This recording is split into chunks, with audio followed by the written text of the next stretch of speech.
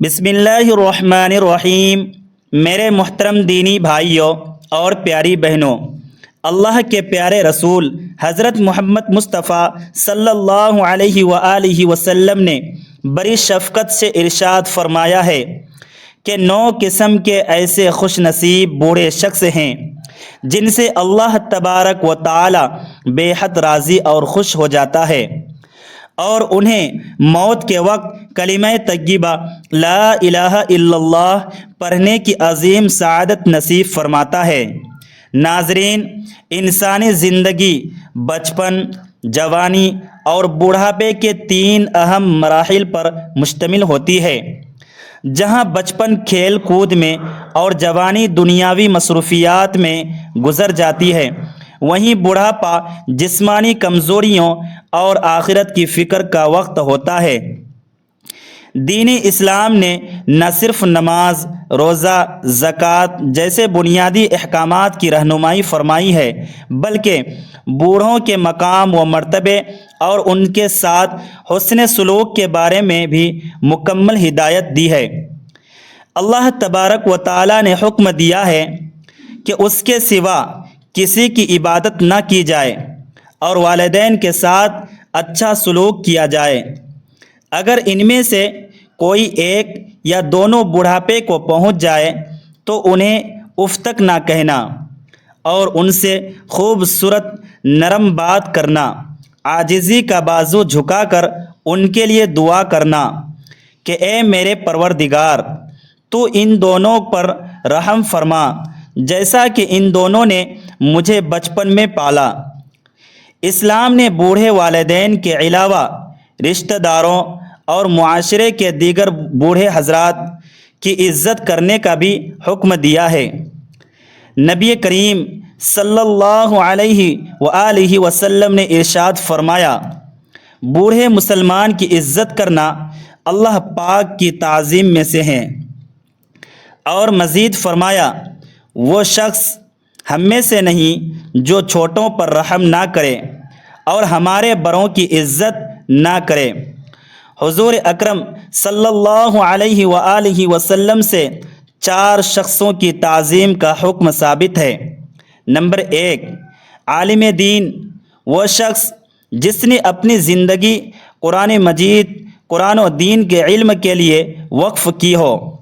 Number 2، بوڑھا شخص، خواہ وہ کسی بھی مذہب سے تعلق رکھتا ہو، مسلمانوں پر انسانیت کی بنیاد پر اس کا احترام لازم ہے، جیسا کہ حضرت اسماء بنت ابو بکر رضی اللہ تعالی عنہما نے اپنی مشرکہ والدہ سے صلہ رحمی کی اجازت چاہی تو نبی کریم صلی اللہ علیہ وآلہ وسلم نے فرمایا، ہاں، اپنی والدہ کے ساتھ صلہ رحمی کرو اور ان کے حقوق ادا کرو۔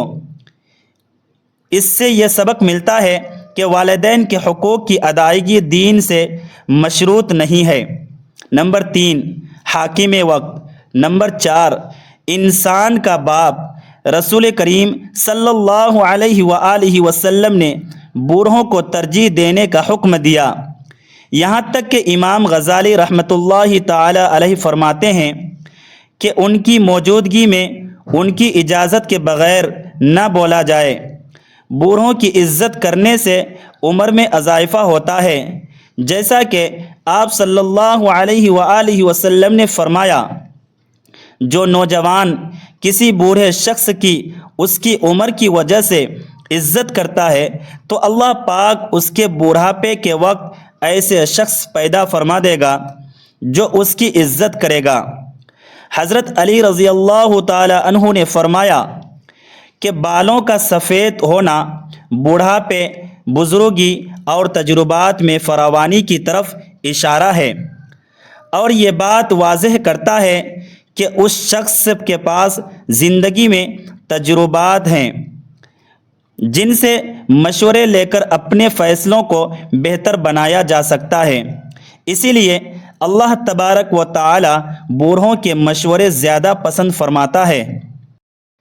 فتح مکہ کے دن حضرت ابو بکر صدیق رضی اللہ تعالی عنہ کے والد ابو قحافہ کے بال سفید تھے، تو نبی کریم صلی اللہ علیہ وآلہ وسلم نے فرمایا اس کا رنگ بدلو اور کالے رنگ سے بچو۔ ہمیں چاہیے کہ سفر میں یا کسی بھی جگہ پر بوڑھوں کے لیے جگہ چھوڑیں، ان کی عزت میں کھڑے ہوں، انہیں سلام کریں اور ان کے سامان اٹھا کر ان کی مدد کریں۔ اللہ تبارک و تعالیٰ کی بارگاہ میں سفید داڑھی والے بندے کی دعا زیادہ قبول ہوتی ہے اور وہ ہاتھ خالی نہیں لوٹاتا۔ بوڑھوں کے وہ 9 اعمال جن کی وجہ سے اللہ تبارک و تعالی ان پر راضی ہوتا ہے اور انہیں کلمہ طیبہ نصیب فرماتا ہے، وہ درج ذیل ہیں۔ نمبر 1، ایمان پر استقامت۔ وہ بوڑھے جو پوری زندگی ایمان پر ثابت قدم رہتے ہیں، ان کی زبان پر کلمہ طیبہ جاری ہونے کی قوی امید ہوتی ہے، کیونکہ نبی اکرم صلی اللہ علیہ وآلہ وسلم نے فرمایا جو شخص لا الہ الا اللہ کہتا ہوا دنیا سے رخصت ہوا وہ جنت میں داخل ہوگا۔ نمبر 2، والدین کی خدمت کرنے والے۔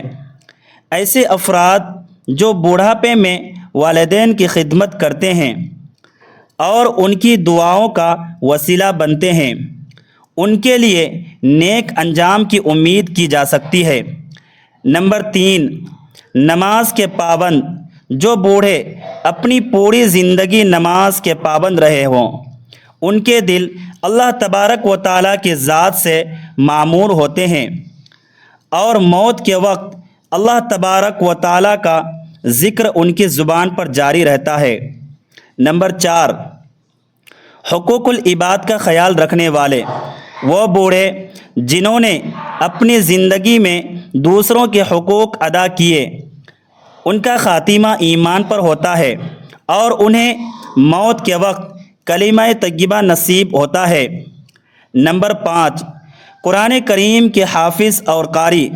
جو اپنی زندگی کا زیادہ تر حصہ قرآن مجید پڑھنے اور پڑھانے میں گزارتے ہیں، ان کی زبان پر اکثر قرآن کے الفاظ اور کلمہ شہادت جاری رہتا ہے، جو موت کے وقت بھی جاری رہتا ہے۔ نمبر 6، زبان کو ذکر الہی سے تر رکھنے والے۔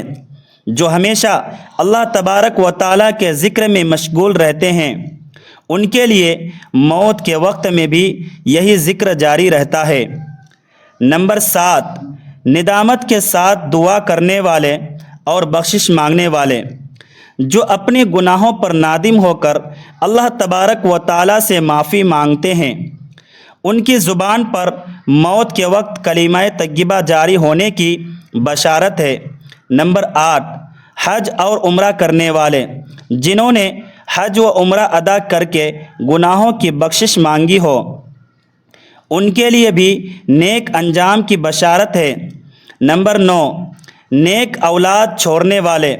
وہ بوڑھے جنہوں نے اپنی اولاد کی دین کے مطابق تربیت کی اور نیکی کے راستے پر چلایا، ان کے لیے موت کے وقت اللہ تبارک و تعالیٰ کی رحمت کی بشارت ہے۔